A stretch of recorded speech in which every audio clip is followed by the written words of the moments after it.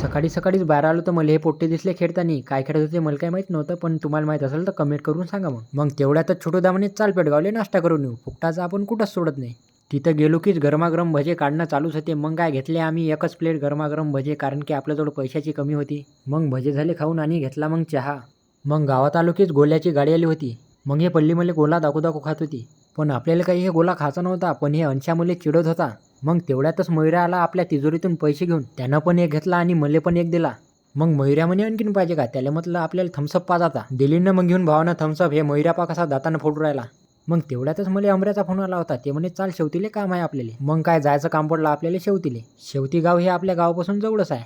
मग आलो आम्ही शेवतीच्या शाळेजवळ. अमऱ्याला तिथं काम होतं, पण त्याचं काम काही झालं नाही कारण की शाळा बंदच होती. मग मी घरी गेलो आणि संध्याकाळी बाहेर आलो. मग मला हे पोट्टे दिसले इथंसा. या बाबूसोबत हे खेळत होते.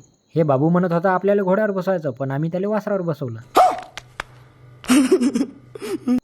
मग बाबू आम्हाला काडी पण मारत होता. काडी मारून झालं कीच आम्हाला गोटे पण मारत होता.